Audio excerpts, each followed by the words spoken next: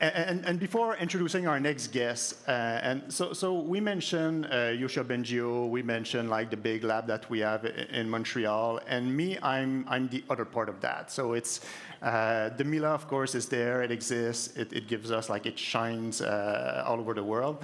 But me, I come from the applied research world. So it's not far from here. You have other universities, you have l'ETS, you have Concordia, who are really deep down into the applied research. And we often say that we build like on top of shoulders of giants. Me personally, and I find the image way more funnier, is I'd rather say we build on the work of a truckload of gnomes. And these gnomes, basically, they are the students. So students, master's degree students, PhD students, we have some of them in the room, and we have the opportunity in Montreal to have a lot of them. So the ecosystem is really deep. So you don't have to look a long time to find people who can do data science and who can do machine learning. So it's just be on the lookout for them and just scratch the surface if you're looking for them. So our next guest is Ross Goodwin. So when I was reading his bio, I say, well, he's somebody normal here. So therefore, he's somebody quite hard to describe outside of these walls. And so again, it's a recurring theme, so a mix of creative process, culture, and also technology. And so let's avoid the problem of trying to describe such a person and instead describe what he did. So he started in economics, and then his life took a sharp turn. And he focused on really written narrative and how to augment and to push that craft further. So for instance, from word.camera that narrates its photographs in real time, to SUNSPRING, so the first film created from an AI-written screenplay. And he also made the Trafalgar Square Lions read poetry. Well, I initially wrote read poetry, but then I reread this bio, and it's like, it's roar poetry, so it's even better. So his talk basically is going to be like a sum of all his experience and all his learning with narrated reality. So, Ross Goodwin, welcome.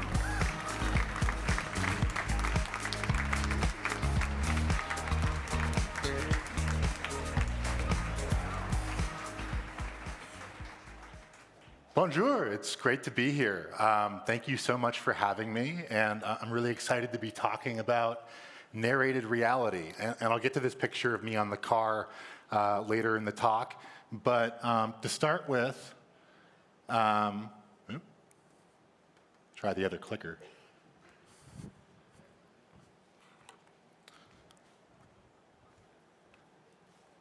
Uh-oh, can I get a slide advance?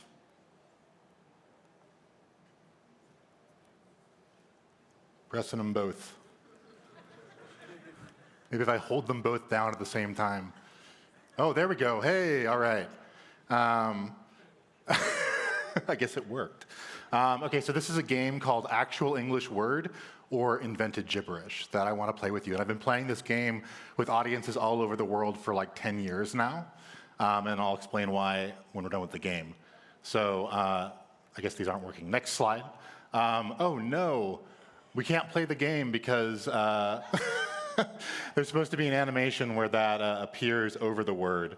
Oh, can we go back, please? Oh, I'm controlling it now. Okay. It works now. We can play the game, but I ruined it. Okay, so I was going to ask you if this is a real word or a fake word, bickerate, but I can't trick you now. It is a fake word. And I was going to ask you if this was a real word or a fake word, pleborical. I can't trick you again because it is a fake word. I was going to ask you if this is a real word or a fake word, tautology. And I don't know whether this tricks you, but this one's real. And the last one is logiston, which is also fake. So you may be asking yourself now, because I went by that really quickly, was that the real definition of tautology? The study of the development of moral principles in the mind and the processes, this is obviously not. Tautology is when you say the same thing twice in different words. So that fake definition came from this Twitter bot I made, in 2015 called Lexiconger. And I used a novel method that actually came to me from Kyle McDonald, who's going to be speaking later today. We were together. He was a professor at ITP when I was a student there at NYU. And I developed this project there. So this is a Twitter bot. It's no longer active, and I'm no longer on Twitter. But it's a Twitter bot that invented and defined invented words with plausible definitions. And the definition for love, as you can see there, is a result of a person or animal's response to a problem or difficulty. She loved the music of the new employee. Another definition for love it came up with was past tense of leave, which I found really amusing because you like drove, drive. Anyway, so now is when I get to how I kind of arrived at this vocation of like working with language models in a creative context. And I used to be a ghostwriter, political ghostwriter, this began with work I did as an undergraduate for Noam Chomsky at MIT. And I worked on projects concerning the foreign policy rhetoric of American politicians at the time. And let me just say that right now it's a very scary time in America, and this feels like a different universe that I lived in at this point in my life. I think that what Elon Musk and Donald Trump are doing is despicable and reprehensible in every way, and I can't believe it's happening. But Noam Chomsky is where I started. I worked for him, and I was looking at speeches and how the intent of the words in the speeches didn't always match the perception of the speeches, and how the intent didn't always match the policy, the prescribed policy that resulted from these speeches. So that's where I started, and I decided, weirdly enough, that I wanted to be a political ghostwriter after that and just experience this world firsthand. And so this is a photo I took on November 8th, 17 years ago. This is the election day when Barack Obama was elected for his first term. I worked on the Obama campaign in 2008, writing letters, and then I was fortunate enough to get a job at the White House writing presidential proclamations, which are statements of national days, weeks, and months of things. So everything from Black History Month, Women's History Month, to Safe Boating Week, and weird ones left over from the 50s that were anti-communist, and really strange ones for all sorts of constituencies and all sorts of observances. And what's odd to me about this practice is proclamations are basically like unilateral laws the president can make in America, and they haven't really been tested in terms of, they used to just be used for establishing national observances and national parks. But now it's unclear how they're going to be used. Donald Trump's using executive orders for all sorts of things. I hope he doesn't figure out what proclamations are, because that would be really bad. But yeah, so I wrote the sort of like informal versions of these. The formal versions were written by lawyers, and there was legally binding language at the bottom of each one that established these national holidays. And then I had a background in economics. I studied economics undergrad because I thought it would be quantitative and policy-oriented at the same time. And I ended up at Treasury because I wanted to be a speechwriter at Treasury for Timothy Geithner. And this is my cameo at Treasury. I'm in the back of this video. I walked by twice for some reason. Yeah, like, this experience taught me a lot about how the US government works at a high level, and how, ironically, Elon Musk's mission of government efficiency is really quite misguided in so many ways, because what I learned working for the government is that the government maybe shouldn't be efficient in certain ways. When things are efficient and things can happen too quickly, people can get left behind and bad things can happen. And some of the slow methodologies that were implemented at Treasury, the way that the paper got to the secretary, the way that the documents that the secretary read every day to inform him got to him, it was all done on paper and in these archaic methods, and it was almost like a 19th century office structure. And in a way, that was comforting, but I realized I didn't want to be there anymore. So I left, and at first, I started taking very unsavory jobs, ghostwriting for corporate interests. This is an example of a letter I wrote in like 2013, asking the United States Forest Service to skirt environmental regulations in order to allow a mine to be built in Arizona. And I felt really bad about this, but I was very young and I needed the money, and I found a way to cheat at this job. And this is where I was learning to code, and I found a way to cheat at this job by writing the letters in a spreadsheet. And I would write each letter down a column, and I would remix the letters every other day and turn it into a new batch of letters. And using that technique, I was able to take an 8-hour-a-day job, turn it into a 2-hour-a-day job, and spent the rest of the time writing a novel that's still not finished. Well, that's a story for another time. And I turned this into a creative writing technique that I called the diagonalization argument, after a 1893 mathematical proof by George Cantor. But the proof, if you look it up, looks something kind of like this. But it's a game. It's like an exquisite corpse game. If you don't know what that is, exquisite corpse is a writing or painting exercise where you combine fragments written by multiple participants. In this case, it's the fragments are written along diagonals, and they have to connect to each other. So you're constantly filling in new information, and it can be played with like anywhere between 2 and infinity players in this case. But if you want to learn about exactly how this works, I wrote an essay called Adventures in Narrated Reality on Medium, where I go into more detail about this game. So I thought I was doing something really new and interesting, and it is interesting, and it's not new, as it turns out. This is 100,000 million poems by Raymond Queneau, and I can't speak French, so I'm not going to try reading the French parts, but he was part of a group called Oulipo in France, the Ouvroir de l'écriture potentielle, or the Workshop for Potential Literature. This is a poem that's designed to be rearranged, much in the same way that I was writing those letters. And this was done in the 60s.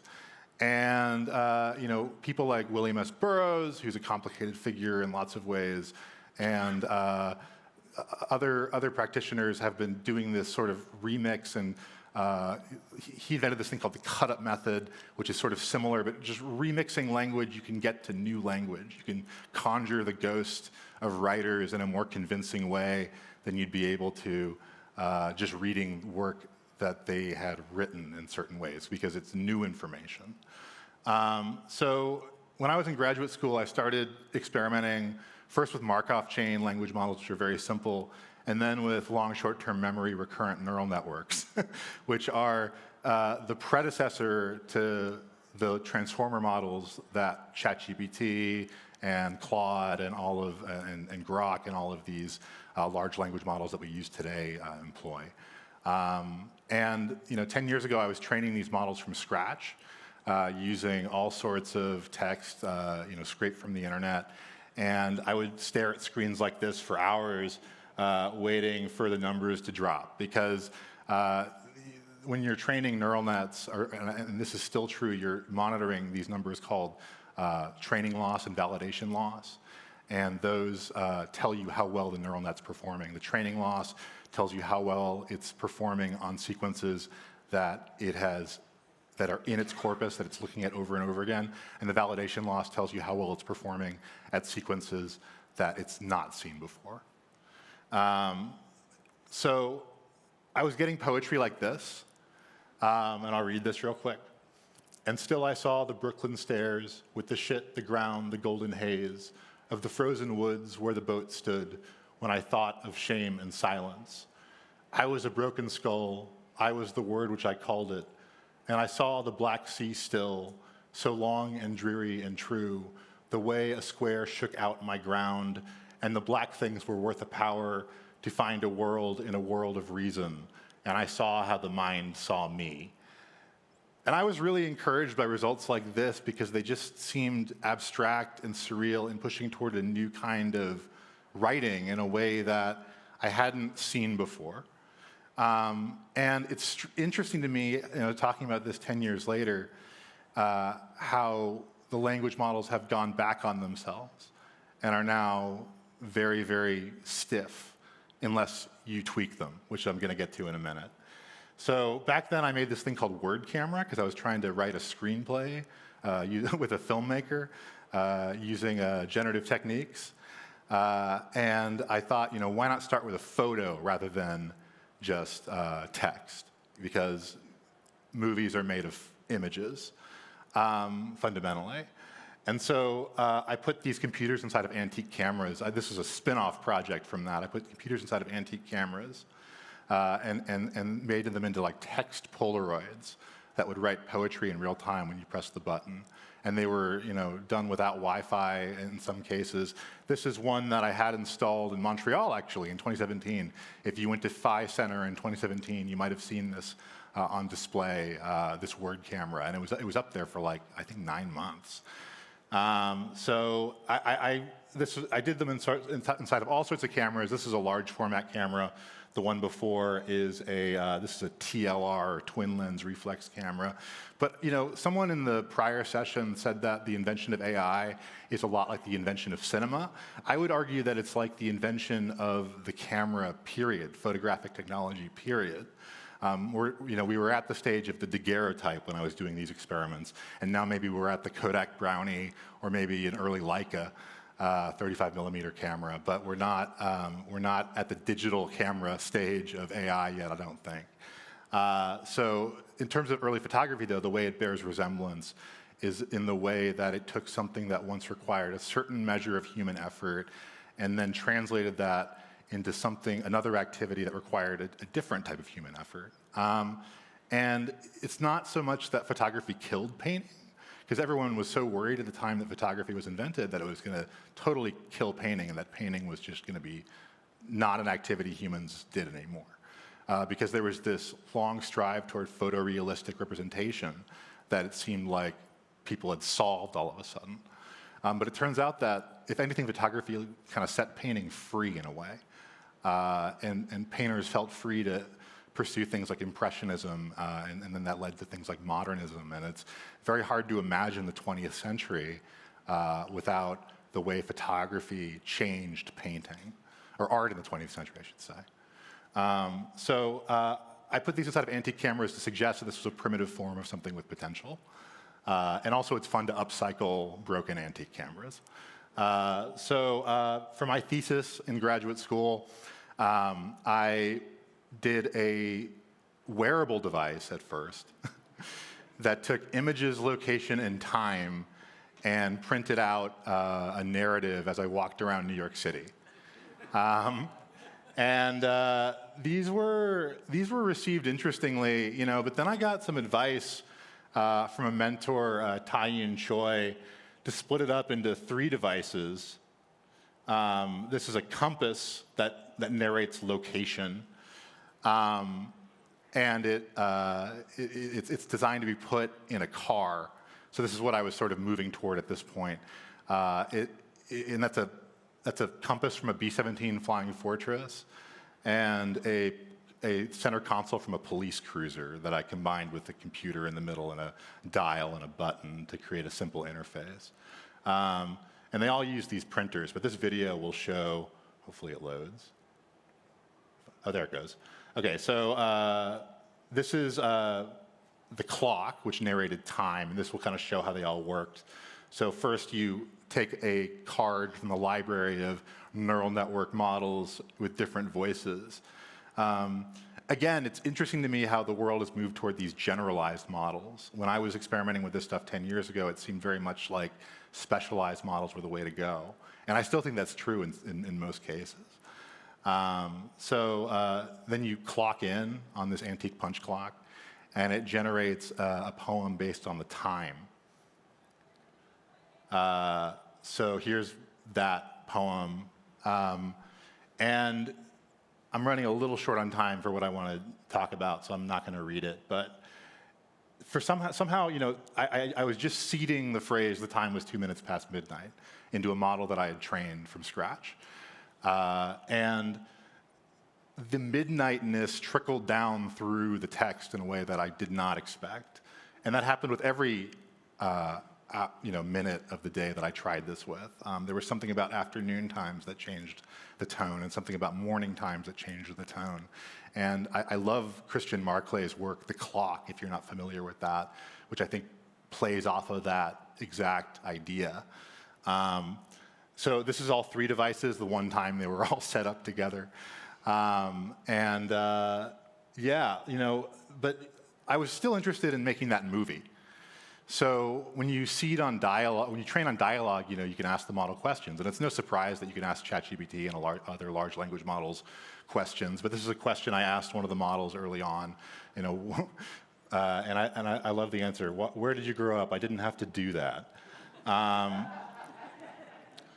So I made this movie in 2016 called SUNSPRING with Thomas Middleditch. The director was Oscar Sharp, and you might remember him from Silicon Valley on HBO. But the whole script, including the action sequences, was generated with an LSTM. And it led to these really surreal sequences where, like, Thomas Middleditch vomits an eye from his mouth. The line in the script is, he takes his eye from his mouth. And then this one was, he pulls the camera toward his back, and he is on the phone. And what I love about this is he's holding the camera, but then the angle changes, and he's holding nothing. And to me, that one scene represented the confluence of this dialogue between the machine and the people making the film. And what we didn't expect is that the production team on the film just went nuts with this material. It was a very odd screenplay because the technology was just not where it is now. But the people who made the film, the actors and the set designers and the costume makers, they made it make sense. And it really taught us all something about language and context, and how context is everything, as it turns out. Because this screenplay was just a mishmash of science fiction fragments. And we got to a love triangle story with, like, a strange blood theft subplot. So I encourage you to watch it. It's only 9 minutes long. We made another movie the next year with David Hasselhoff called It's No Game. And this one was co-written between the machine and my collaborators. And we did different voices. We did a Shakespeare voice and a Golden Age Hollywood voice and an Aaron Sorkin voice and all these different voices. And this was in 2017. And I think David Hasselhoff gave a tremendous performance, maybe one of the best performances of his career. It was really, really good. So if you like David Hasselhoff, you should definitely give it a watch. And then the weirdest movie we made together, this is me and Oscar Sharp, the filmmaker I collaborated with on all 3 of these, was this movie Zone Out. And we made all 3 of these movies for the Sci-Fi London 48-Hour Film Challenge. So all 3 of these written, shot, edited in 2 days. This one, we decided to use deepfakes and public domain movies and basically graft the performances of the actors we'd had for SUNSPRING into the film, into a generated film, in fact, with a generated screenplay. And it ended up being a lot more challenging than we expected, and we had to intervene a lot. But the film was incredibly strange, and we got disqualified for the contest. Whereas the first 2, we actually, SUNSPRING, we got 3rd, and It's No Game, I think we made the top 10. I can't remember what place we got, but we did well. And this one, we got disqualified. And then I returned to this other concept, because I think good art is about iteration. And you have to, as an artist, you have to come up with new ideas frequently, but you also have to iterate on your prior ideas and concepts that you know work. In this case, this was an iteration on the backpack that I showed you before. In 2017, I drove a car from New York to New Orleans. It was a rental car that Google rented me, a Cadillac, in fact. And I put a surveillance camera on the trunk, which you can see in this photo, a GPS on the roof, and a microphone inside. And together, those sensors wrote a novel or a novella of a 1,000-mile journey between New York and New Orleans. just using data and models that I trained from scratch. And I was sitting in the backseat of the car watching this thing print out on a thermal printer the whole time we were driving. So it was quite an experience. And we did it in 3 days, just like Jack Kerouac's On the Road, which is why the book that got published in France, which is 2 essays, one by me, one by Kay Alotto McDowell, who is a wonderful, brilliant mind, brilliant artist in his own right. He was running the Artist and Machine Intelligence program at Google when I was involved with that. So this is the book, One the Road, and I called it One the Road because one means on in a computer. But also because, in this exploration of roads, though, really led me to some interesting places. Roads are maybe in terms of like early human developments that are significant, and then conversely, things that will be around long after we're all gone. Roads probably fit the bill in both respects. They connect human communities in ways that wouldn't be possible otherwise, and allow for commerce and all sorts of other activities. And they lead to the development of towns and cities. And the road is a very, very significant human invention. I would argue one of the most significant. And roads are also fractal shaped, and it's really obvious when you're looking at them from a plane. There's a photo I took from a plane landing in LA. And it's interesting how fractals, they're these things that have patterns that echo each other at every level. And we see those shapes in nature everywhere, trees, leaves, the way that like a brain cell looks like the universe, looks like kind of everything has this form that we're familiar with and yet have trouble articulating all of the affordances and qualities of. So yeah, roads, I think, are just like this really important integral thing, and like whether a journey is a story or a story and a journey are separate things, I think it's a matter of perception and intent, which are two sides of the same coin, essentially, in terms of meaning. Because fractal-shaped things, coastlines are all infinite. If you've ever wondered why coastline measurements are wildly different depending on where you look, it's because you can always measure another inlet, you can always measure another grain of sand. A coastline is a fractal line, so the length of a coastline is subject to debate, depending on how accurately you measure it or how precisely you measure it.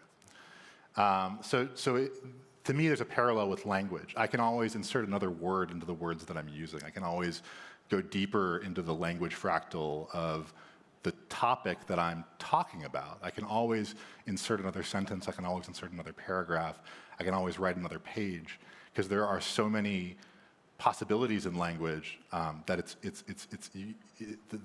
a high-dimensional space. The dimensionality of language is maybe not infinite, but very big.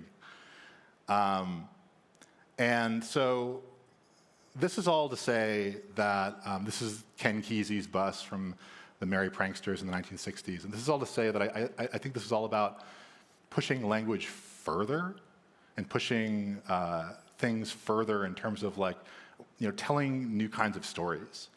And what can AI teach us about stories that we haven't been telling in the past? What can this weird funhouse mirror, as it was, and now kind of strangely, I guess, Black Mirror, to be honest, what can it teach us about what we haven't been doing right as humans in terms of our storytelling, or perhaps what kind of stories we haven't told? And so this is one more project. This is from 2018. This is in Trafalgar Square in London. We added a 5th Dayglow Red Lion. This is a collaboration with Es Devlin. And you could feed the lion a word, and it would roar poetry. In that, poetry would appear in its mouth. This was one of the first large-scale public installations to involve machine learning in any degree. And just the way that people in London interacted with it briefly gave me hope for humanity. In that, there was this massive issue of, what happens if somebody puts in a slur? What happens if there's a little group of skinheads in the corner of the square snickering as all their code words go up Nelson's column in huge glowing letters. And as a result, I built a complicated screening system, but we ended up having no issues like that. I think the public nature of it and the way that everyone could see you putting the word in kind of had its own governance, lent its own governance to the process in a way that I probably should have expected, but that didn't become fully apparent until it was up. I worked on a music album in 2020 that came out in 2020. It's called Chain Tripping. I co-created the lyrics with Claire Evans, who's a wonderful artist in her own right. And it got nominated for a Grammy, not for the lyrics, for the music, but it's definitely worth checking out. It's very danceable. Yeah, Chain Tripping, really, really wonderful album. They did an incredible job. I gave them this like block of clay in terms of abstract lyrics trained on their influences. And again, this was a model that I trained from scratch. And then this is a project that is I still haven't finished, and I want to talk about briefly, which is, it's called Unasked Questions, and it's questions that are generated and then screened through Google search for uniqueness. So only questions that don't appear on Google search end up in these cards. And it's a limitless deck of cards, and each card has a unique question on it. And there's only one deck right now, still. But I want it to eventually be kind of an ongoing set of decks. And it's just, you know, this matter of generating questions and having access to the Google Search API is complicated. So, but I think the types of explorations like this can lead to new kinds of discussions about this technology, and I think that's really important. This is some more work that I'm doing more recently. This is Versa, which is a model that I fine-tuned. Now I fine-tune models, whereas I used to train them from scratch. I fine-tune and I use something called retrieval augmented generation, which you can read about. It's a really complex topic, but to describe it, I'm running out of time here, but to describe it in brief detail, fine-tuning, if you're making, say, like an airline chatbot, to use the most boring example, fine-tuning would make it talk in the tone you want it to talk in, and retrieval augmented generation would be how it knows what time your flight is. So I use a combination of those, and I get poems like this. And this is published on the blockchain, the Tezos blockchain, and you know, I'm not going to read it because I don't have time. But I've developed a set of projects on FX Hash, which is a generative NFT platform. I know that's a dirty word at this point in time. But I think blockchain can still, it has potential to get artists paid, honestly. And so I don't think it's worth dismissing entirely. There's also really interesting experiments like this one happening all the time.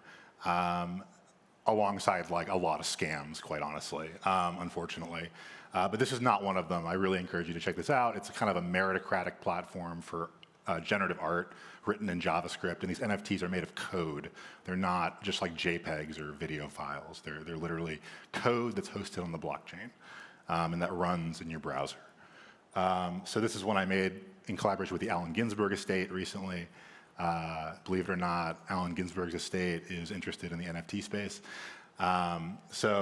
This one's called word.camera, and I went back to Markov poetry, actually, to do a simpler representation of Ginsberg's Howl in order to pay homage to it. And it's superimposed on photographs that Ginsberg took. So I've also been working with Botto, Mario Klingemann's project, run by Simon Hudson. And Botto is a really fascinating experiment that I encourage you all to check out. I think, do I have time for the demo? I don't want to put us behind schedule. Yeah, okay. So I want to demonstrate one thing, which is I have this generator that can, given a context or a constraint, propose art installations in physical space.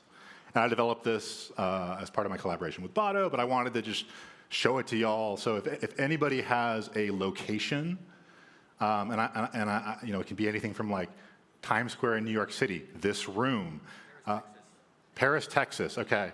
And then any other constraint you'd like to add to that? Sorry, what was that, Olympic Stadium? Yeah. Paris, Texas during the Olympics, I'll say that. Olympics, in a large stadium. Okay, this takes a minute. But it's going to generate 4 possibilities for digital art installations. And I think these are interesting. The way I trained this model, this is fine-tune plus RAG, and the way I trained this model sort of taught me new things about LLMs and the ways that we can use combinations of real and synthetic data. I liked what folks were saying yesterday about how believing that AI can move forward, is not mutually exclusive with believing in consent for information. And I've definitely pushed boundaries in terms of what I've trained my models on, but I'm training them for artistic purposes, not for commercial purposes. And I think what I do, at least in the US, qualifies as fair use. But I've got the installations now for Paris, Texas. So I'll read one of them. This one's called Echoes of Achievement. And let me reread them all real quick to make sure I'm reading the best one. Oh, actually, Algorithmic Decathlon. Let's read that one. Design a series of 10 interactive stations around the stadium concourse. Each station features a unique AI-driven challenge that blends physical and digital elements. Visitors participate in tasks that test strength, agility, and problem-solving skills. The AI adapts to each participant, creating personalized experiences. Project real-time data visualizations of participant performance onto stadium screens. This installation fuses art, sport technology, embodying Wagner's concept of something German that I can't pronounce.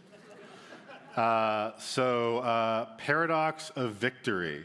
Let's read one more. Construct a large cube structure in the center of the stadium. The cube's exterior displays AI-generated imagery of celebration and defeat, constantly morphing and changing. Inside the cube, create an immersive environment where visitors experience a journey through emotional states related to competition.